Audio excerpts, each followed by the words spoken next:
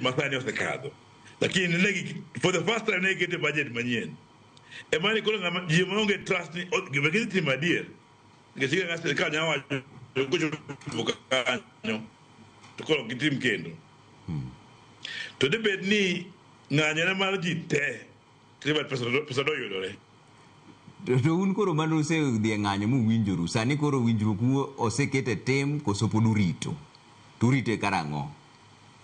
Nikech jopiny bende ool gi ng'anyo mar lakteche. Interns wa 1,270 mane ichulo 40,000 noyudo pesa gi te full salary. 206 nyaka ne gichak tiyo dwe mar 8 nyaka sani dwe mar 5. Pesa mane sirikal ne wagopwa mar 5 billion ne gimiwa billion 2 December gi January. Supplementary budget mar dwe mar 5 ni be counties omi billion 2 mondo chul doctors Alpha Beach. Doctors ma Ministry of Health be neno kano kedni gi pesa budget.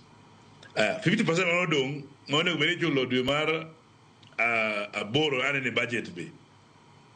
Koro ingeni okwanganya nikech ng'anyo nitie. Wang'anyo ka gigi ok otim. Koro ko piny pesa yo kochulo ka opange chulo gini nikech mokuongo nwachamo dwe mar 12 dwe mar 1 ne doctor cho yudo indas no chulo kaka dwarore. Indas 1,450 be no yore gi sirikal Ministry of Health ibedo posted dwe mar 7 to pesa yo kodog piny. Pesa gi chulo kaka CBA wacho. Mano be mani budget. Koro ngini sama gi follow up return to work formula kaka no winjore to waonge tira. Douglas mane chulo 80 Kenyatta mane chulo pesa a third of dichulo kaka koro chulo yechini chulo pesa matin a third of ojoitegi ne pesa gisani ko chulo gi full salary. Douglas mane tiere KUTRH mane nie contract pile sani ko ndegi pone revisionable. Douglas mane MTRH be the same.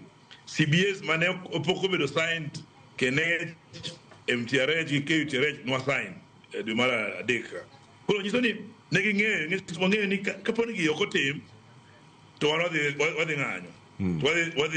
Wadhi dhi e ndara. Ni mar sama sirikal owinjore kodu gimoro to ok gitimo. Nyiso ni gine ma ging'anyo. Koro in idhi mana join gi ng'anyo no. Kaponi nitiere winjruok mar UHC gi sirikal sani awach kamano to gitimo winjruogno dawa ni sirikal ma koro ng'anyo jo UHC poko ng'anyo. Koro sirikal sama isebedo kod idhi ng'anyo mibedo kod mi winjori onego bed gi gitimo. To wan kaka dekisi wacho ni gido koko tim to mono ni une mung'anyo wadhi joinu. Mana miyo gi waluwo kata mana wach interns kaponi gichak gitema no minister mano wuok cha bene leta ma wacho wach ma duoko piny ok wanyal yie. Mano nyiso ni ok givalue ma dakteche timo. Un kaka dakteche sani koro un gi adieri e migawo mar thieth ni bang' biro mar Dr. Uma Oluga. Gechembe ne jagoro mar KMPDU. Ingeni Uma Oluga wacho ni ong'eyo shida mantiere mag dakteche to gi mag jopiny. Nikech ingeni owuok KMPDU to dhi otiyo NMS kae igni 2 ochako owuok kanyo dhi bedo director ministry kaso koro bedo minister. Koro ingeni osebedo gi experience mar union, gi experience mar county, gi experience mar ministry. To before mano be notiyo county, notiyo e county mar Vihiga. Koro ng'eyo mar shida mantiere to ong'eyo. Ema ni ng'eni samina appointed ni nyaki balance. Nimar ibo nyisi nitie physical space kacho bo ng'eni nitie ibo ng'eni koro mano nyaka balance koro nyaki koro bed ja iye bed kanyo. Mano miyo kaka unions ber ma wan go ni wanyanyise gigi ong'e gigi obo nyisi to ng'eyo ni koch wadhi ng'anyo to obo ng'anyo. Koro mano winjruok mantiere kode mopogore gi ng'ato mopoko bedo union. Ng'eyo mopoko bedo union samoro kaka dwe mar higa mokalo kano golo notice ni wang'anyo debate ni for example Duale nitie kata Oluga kacha apa ndo kwa ng'anyo. Ang'o wacho kama nikech samgolo notice jogi bedo piny mondo ng'e gima timore. To macha ne onge bedo mondo bedo piny nyaka wachako ng'anyo. Sama ji oseng'anyo onge bet piny. Sama ji oseng'anyo en giga nyaka tim.